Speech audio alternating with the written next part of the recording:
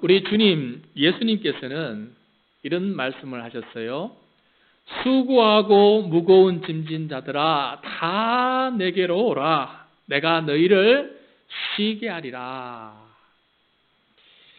여러분, 코로나19 때문에 또 그로 인한 경제적 난국 때문에 우리가 지금 무거운 짐을 지고 살아가고 있다라는 것을 우리 예수님은 잘 알고 계십니다. 그래서 우리가 주님 안에서 쉼을 얻으려면은 지고 있는 이 무거운 짐을 주님 앞에 내려놓으라라고 이렇게 말씀하고 계세요.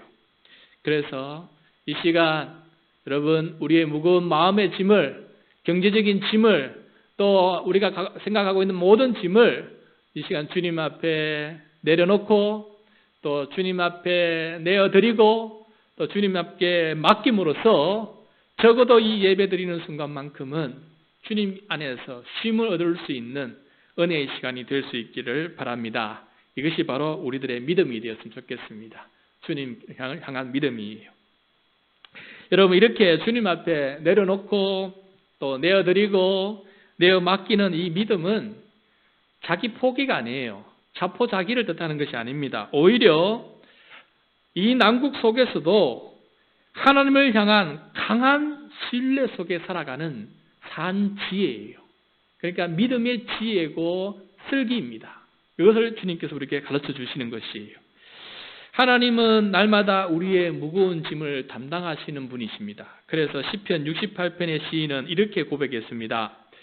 날마다 우리 짐을 지시는 주, 곧 우리의 구원이신 하나님을 찬송할지로다 라고 고백하였어요. 그러니까 하나님은 날마다 우리의 짐을 지시는 분이시에요.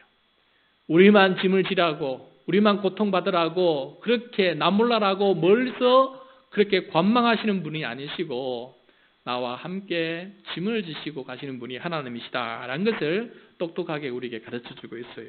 그래서 날마다 우리의 짐을 지시고 우리를 구원하시는 그 하나님의 은혜, 그 손길을 믿음으로 바라보면서 주님께 맡기고 또 우리를 구원하시고 우리의 짐을 지시는 하나님과 더불어서 우리에게 주어진 이 나날의 삶을 잘 이겨나갈 수 있는 저와 여러분이 될 수 있기를 축복합니다.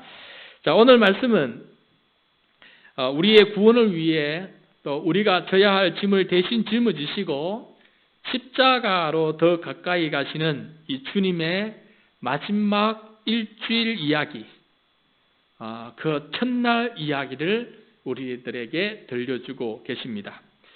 누군가가 내어드린 나귀 새끼를 타고 예루살렘 성에 입성하시는 이 예수님의 모습을 보여주고 있는데요.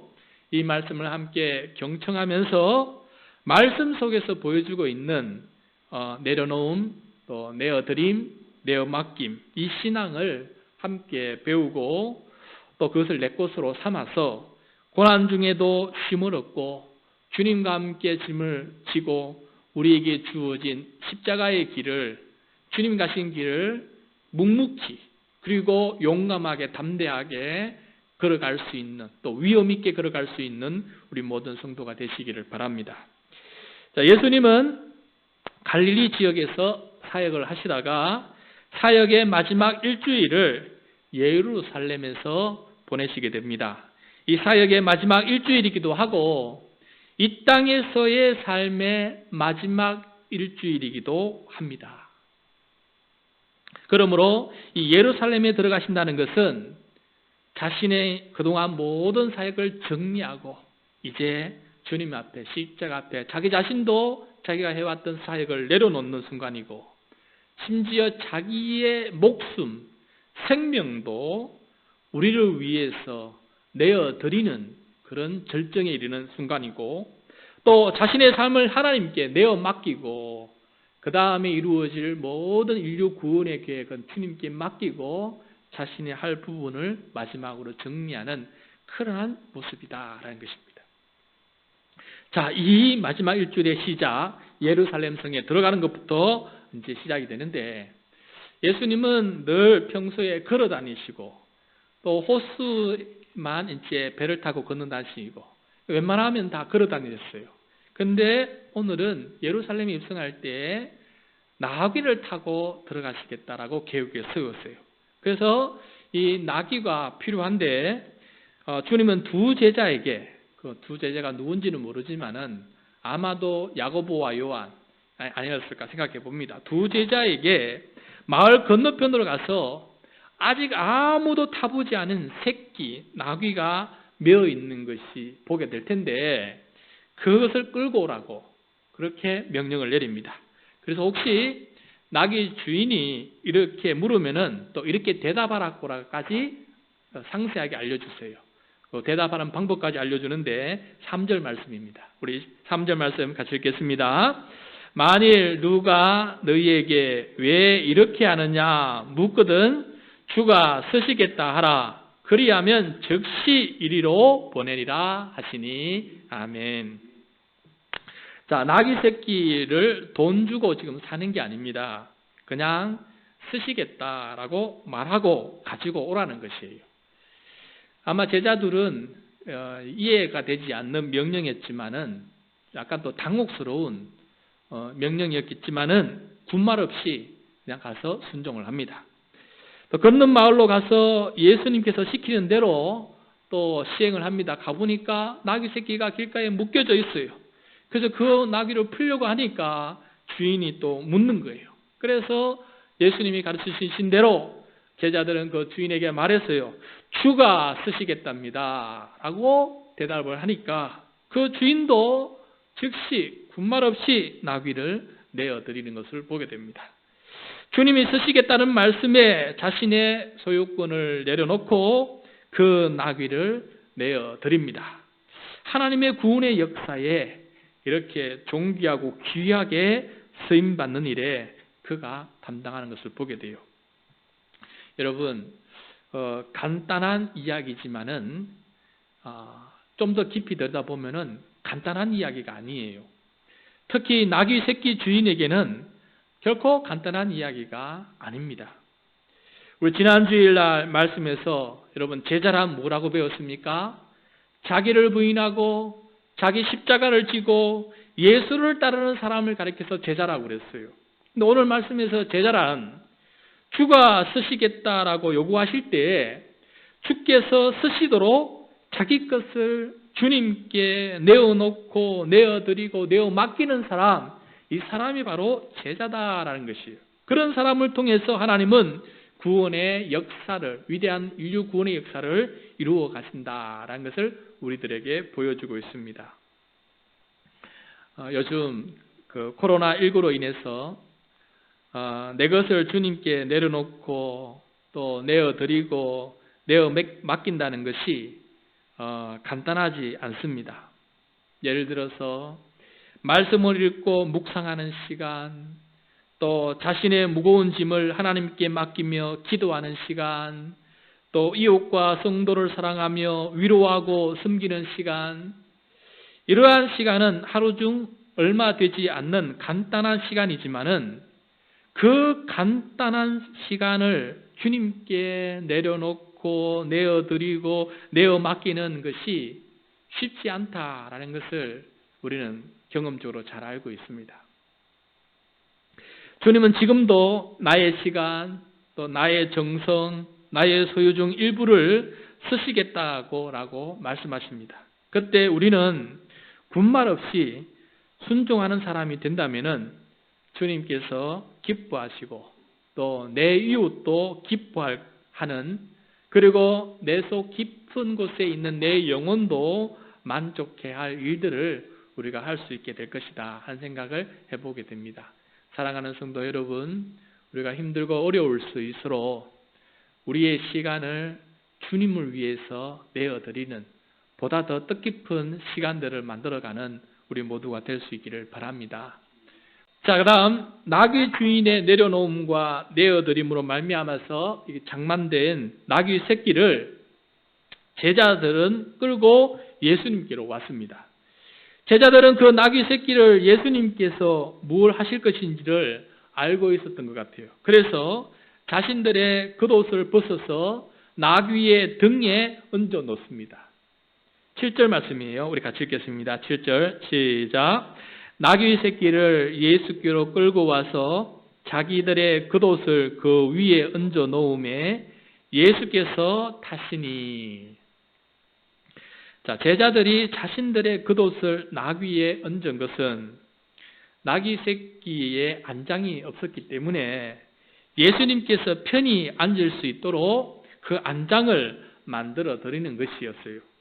당장 그 순간 자기 것을 들여서 주님의 보좌를 만들어 드리는 것이죠. 예수님은 그 겉옷 안장 위에 앉아 나귀 새끼를 타셨습니다. 자, 그런데 이 모습을 한번 상상해 보십시오. 믿음의 눈으로 한번 상상을 한번 해보십시오. 로마 황제에 비하면은 초라하고 볼품없는 그러한 모습입니다. 인류 구원의 이 위대한 구원자이신 예수 그리스도께서, 하나님의 독생자 예수님께서 나귀 새끼를 타고 있는 그 모습은 그야말로 볼품이 없지요. 영화나 드라마 속에서 여러분 왕이나 황제의 행진 장면을 보셨을 것입니다. 빵빠르가 울리면 군대와 기병이 행진을 하고 또 화려한 마차들이 줄을 잇게 됩니다. 이어서 흰 말을 탄 왕이, 백마를 타는 왕이 넘는한 모습으로 손을 흔들면서 등장을 합니다. 세상 왕의 등장은 그러한 극적인 위엄으로 군중을 사로잡으면서 그렇게 위대한 모습으로 행진을 하게 되지요. 그런데 이에 반해서 하나님 나라의 왕, 만왕의 왕이신 예수 그리스도는 초라한 나귀 새끼를 타고 계신다라는 거예요. 이 모습이 의미하는 바가 뭘까? 예수님은 왜 이런 모습으로 그렇게 예루살렘으로 왕으로 입성하고 계시는 것일까라는 것입니다. 이 해답을 스가랴 예언자가 우리들에게 알려주고 있어요. 구약 성경의 스가랴인데 우리 같이 봉독하도록 하겠습니다. 스가랴 9장 9절 시작. 시온에 따라 크게 기뻐할지어다. 예루살렘에 따라 즐거이 부를지어다. 보라, 네 왕이 네게 임하시나니 그는 공의로우시며 구원을 베푸시며 겸손하여서 나귀를 타시나니 나귀의 작은 것 곧 나귀 새끼니라. 자, 이 말씀에 보면은 나귀 새끼를 타고 예루살렘에 입성하시는 예수님이 모습이 보여주는 의미가 무엇인지를 우리들에게 다 가르쳐주고 있어요.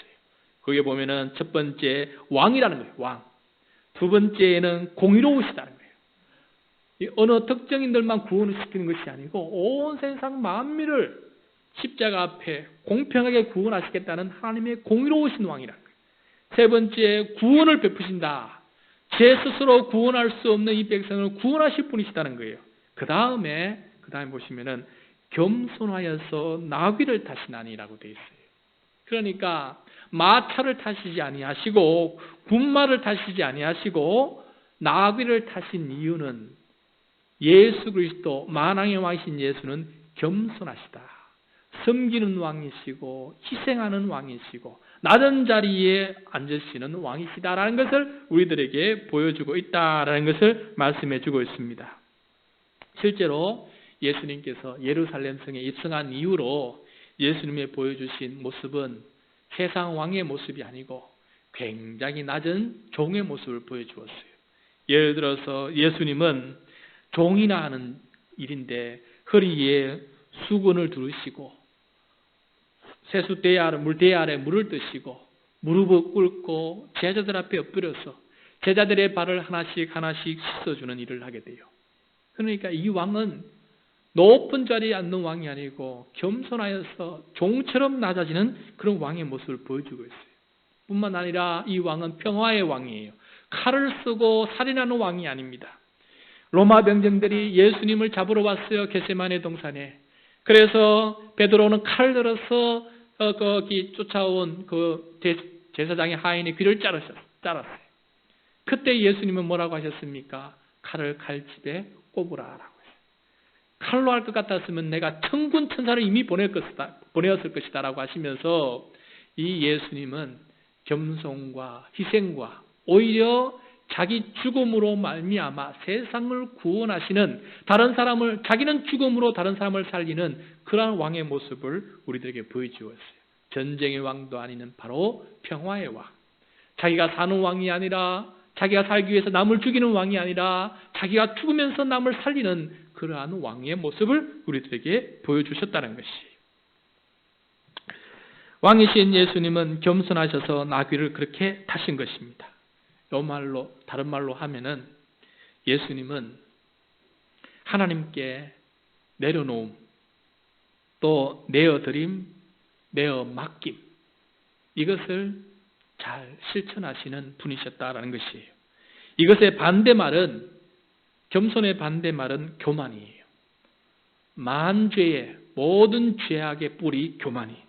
교만은 내려놓지 못하고 더 가지려고 합니다. 교만은 내어드리지 못하고 오히려 더 빼앗으려고 합니다. 교만은 내어 맡기지 못하고 오히려 통제하고 자기 스스로 구원하려고, 남을 군림하려고 합니다. 그것이 바로 교만의 모습이에요. 이 시간 예수님께서 나귀 새끼를 타고 왕으로 예루살렘에 입성하신 모습을 깊이 묵상하는 우리 모두가 되었으면 좋겠습니다. 그리고 우리도 겸손한 모습으로 살아가는 사람이 되었으면 좋겠습니다. 이러한 모습이 결국 우리 모두가 천국에 하나님의 자녀로 들어가는 우리들의 모습이 되어야 된다는 것이에요. 천국에 들어간다는 것은 나의 모든 것을 내려놓는 것이에요. 천국에 들어간다는 것은 나의 모든 것을 내어드리는 것이에요. 천국에 들어간다는 것은 나의 모든 것을 내어 맡기는 것이에요. 그 절정이 바로 우리가 천국에 들어가는 시점이다라는 것을 말씀해 주고 있습니다. 여러분, 오늘도 우리의 삶에 있어서 여러 가지 환난과 고통이 우리에게 주어집니다. 그런데 이럴 때일수록 겸손한 모습을 유지할 때 세상에 평화가 깃든다는 것이에요. 개인적으로 가정적으로도 보면은 지금 사회적 거리를 두고 또 사람을 만나지 못하고 일은 뜻대로 되지 아니하고 일터는 제대로 돌아가지 아니하고 이런 모습들 때문에 우리 성도들의 마음이 지금 굉장히 화가 나 있을 거예요.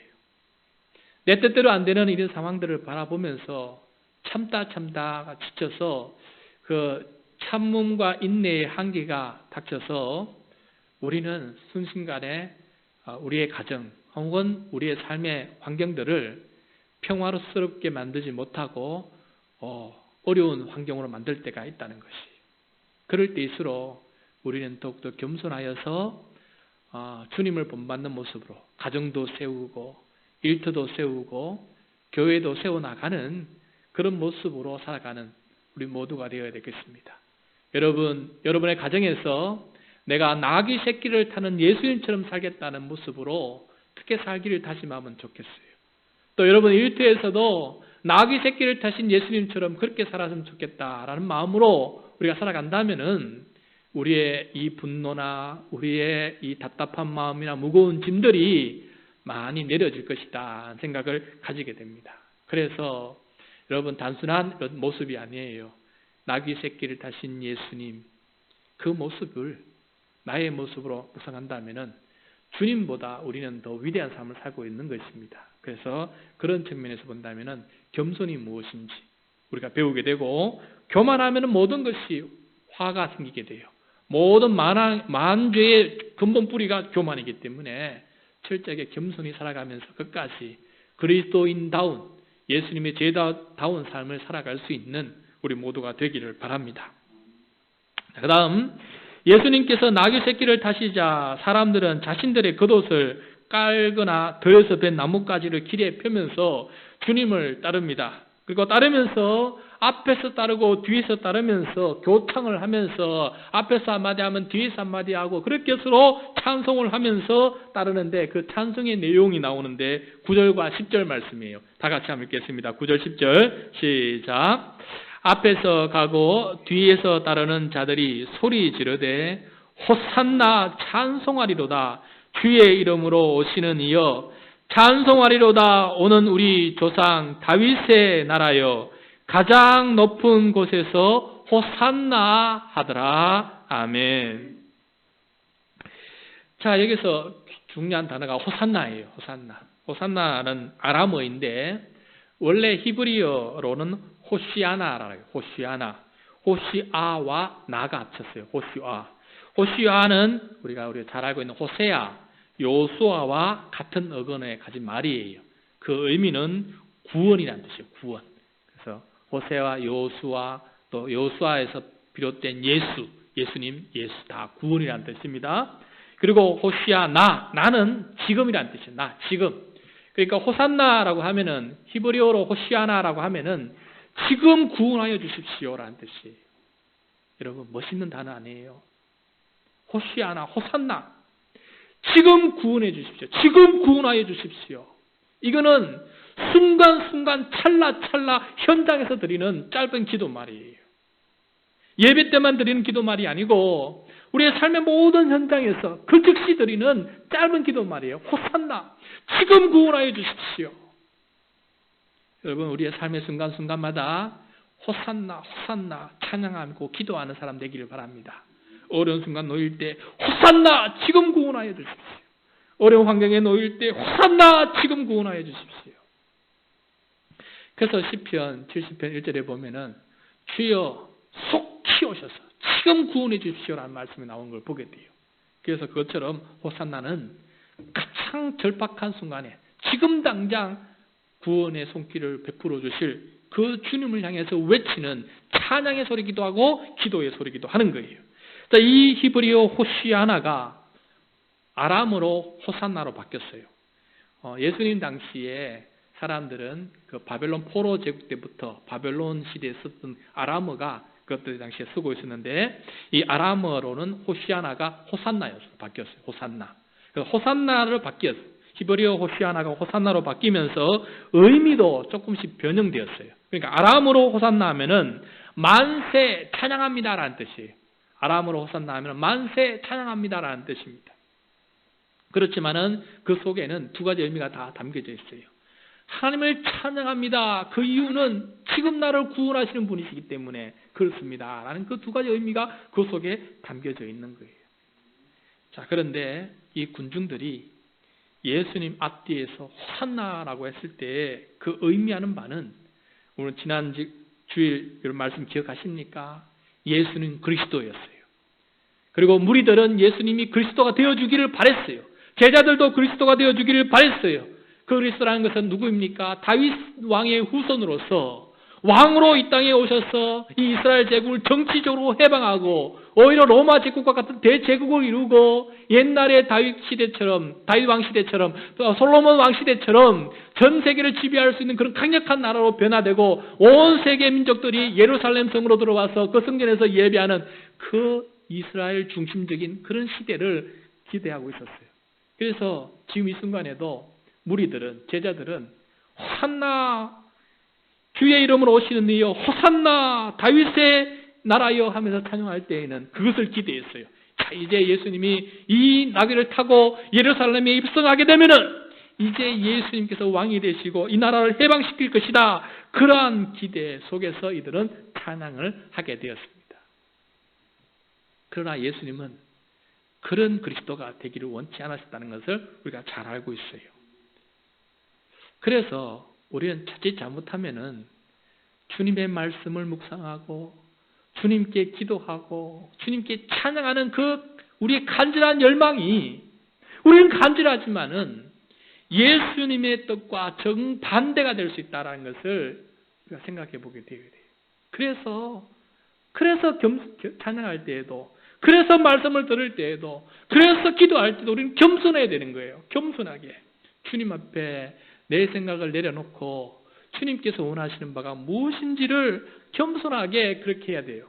그렇지 않으면은 이 군중의 함성 소리처럼 군중의 이 찬양처럼 우리가 엉뚱한 내용을 가지고 찬양할 수가 있다는 것을 우리가 꼭 명심하기를 바랍니다. 그렇게 예수님은 이 소리를 들었지만은 예수님은 이 군중의 힘을 이용하지 않았어요. 수많은 사람들이 따릅니다. 군중이 환호성하며 따릅니다. 지금 총선이 얼마 안 남았는데 국회의원 같으면 어떻게 했겠어요? 기회다.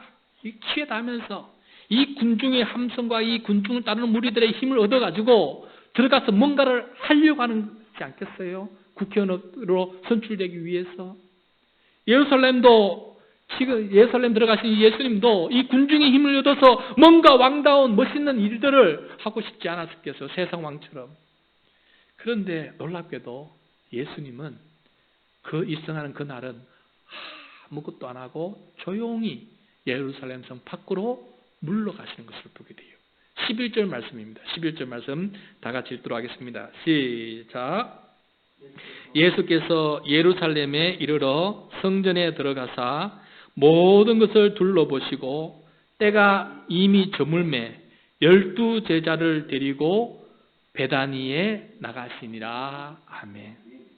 자, 너무나 대조돼요. 군중과 함성 소리와 예루살렘 성을 떠들썩였던 이 행진이 갑자기 11절에 들어오면은 조용한 침묵으로 바뀌는 것을 보게 돼요. 아무 일이 벌어지지 않았습니다. 예수님은 왕다운 행동을 하지 않으시고 그저 성전을 둘러보시고는 제자들과 함께 날이 저물었기 때문에 쉴 곳을 찾아서 성 바깥 베다니로 물러가시는 것을 보게 됩니다. 성전을 둘러보셨으면 뭔가 하실 일이 있었을 텐데 날이 이미 저물었기 때문에 성전을 나오십니다. 그리고 제자들과 함께 쉼을 얻게 되는 것을 보게 돼요. 예수님은 인류 구원의 그 위대하고 장엄한 계획도 하루 단위로 감당하시는 것을 보게 됩니다. 오늘 모든 것을 다 하려고 하지 않으십니다. 오늘 일은 오늘로 끝내고 내일 일은 내일로 미루시는 것을 보게 돼요. 그리고 내일 염려를 오늘 앞당겨 하지 않으십니다. 하나님 아버지의 타이밍에 따라서 하나님의 시간에 따라서 오늘 하루를 내려놓고 오늘 하루의 삶을 주님께 내어드리고 그리고 내일은 내일로 내어 맡기고 맙니다. 그리고 주님은 쉼을 얻으러 제자들과 함께 베다니로 가시는 것을 보게 됩니다. 그런데 그런 과정 속에서 구원의 계획은 진행이 되고 있다라는 것이에요. 많은 경우 열심을 품다가 인기와 명성을 얻으려고 하다가 과도한 군중 심리에 사무쳐 살아가다가 우리의 삶에 쉼을 빼앗길 때가 너무나 많이 있습니다. 인류의 구원은 인간의 발전 계획이나 프로젝트에 의해서 이루어지는 것이 아닙니다. 오히려 그것 때문에 세상은 더 어려움에 처하고 있는 것을 많이 보게 됩니다. 자연과 숲을 파괴했기 때문에 동물을 학대했기 때문에 지금 이런 코로나 재앙이 우리에게 밀어닥친 것 아니겠습니까? 인류 구원은 이 인간의 발전 계획과 프로젝트를 통해서 이루어지는 것이 아님을 우리는 분명하게 이 코로나를 통해서 깨닫게 됩니다. 그래서 코로나 이것을 통해서 다시 한번 우리가 깨닫는 것은 우리의 열망과 욕심을 내려놓고 잠잠히 하나님의 뜻에 보조를 맞추고 하나님이 창조하신 시간, 하나님의 창조물과 더불어서 하루하루를 그날 만족하며 살아가는 것, 이것이 바로 우리가 이룰 것보다 하나님께서 이룰 것이 더 많음을 선포하고 하나님 앞에 그 구원의 계획 앞에 우리가 내어드리는 참다운 신앙의 모습이 될 수 있다는 것을 우리들에게 보여주고 있습니다. 진정한 구원은 하나님께로부터 옵니다. 그래서 주님은 하나님께서 정하신 시간, 저녁이 되고 아침이 되는 시간에 일할 때는 일하시고 쉴 때는 쉬고 안식할 때는 안식하시면서 하나님의 인류 구원의 계획을 하루 단위로 천천히 그 계획을 이루어 나가는 것을 보게 됩니다. 그러므로 오늘 하루가 얼마나 소중한 것인지를 우리는 이 말씀을 통해서 배우게 됩니다. 그리고 이 하루를 창조의 질서에 따라서 그렇게 보내는 것이 이 창조의 질서를 무너뜨리고 인간의 욕심 때문에 밤잠을 설치면서 그렇게 일하면서 프로젝트를 추진하는 것보다 오히려 하나님의 창조 질서를 따라 사는 것이 더 큰 구원의 계획이 우리에게 이루어지고 또한 코로나 같은 이런 사건이 우리에게 밀어닥치지 않는다는 것을 다시 한번 우리들에게 깨우침을 주는 것 같습니다. 사랑하는 성도 여러분, 하루하루를 값지게 보냅시다. 하루하루 순간을 값지게 보내고 오늘 하루로 만족하고 내일 일을 염려하지 말고 일주일 뒤를 염려하지 말고 한 달 뒤, 1년 뒤를 염려하지 말고 하루하루를 가장 값지고 소중하게 보내는 우리 모두가 될 수 있기를 바랍니다. 그럴 때 진정 호산나가 되는 거예요. 무리들의 호산나는 아닙니다. 진정 진실한 마음으로 주님 오늘도 호산나입니다 하는 마음으로 그렇게 기도하며 찬양하며 나아가는 우리 모두가 되었으면 좋겠습니다. 말씀을 마무리하겠습니다. 많은 경우 주님께 내려놓음, 주님께 내어드림, 주님께 내어 맡김이 더 크고 위대한 구원의 일을 이루고 갈 때가 더 많다는 것을 오늘 말씀을 통해서도 배우게 됩니다. 왜냐하면 주님께서 역사하시는 것이 더 많고 더 크기 때문에, 그러므로 우리는 거기에 동참할 때, 하나님의 역사에 동참할 때 더 위대한 일을 할 수 있기 때문에 그런 것 같습니다. 그러므로 때로는 우리 자신의 욕망을 내려놓고 또 주님 앞에 내어드릴 것은 내어드리고 맡길 것은 맡기면서 살아가는 그 모습을 다시 한번 묵상하면서 나귀 새끼를 내어드리는 나귀의 주인, 그 나귀 새끼를 타고 입성하신 예수님, 그러나 그 군중의 함성 속에서도 침묵하시고 조용히 쉴 곳을 찾아서 하루를 마감하시는 그 예수님의 모습을 묵상하면서 오늘 하루를 진실하게 살아가는 우리 모두가 되시기를 축복합니다.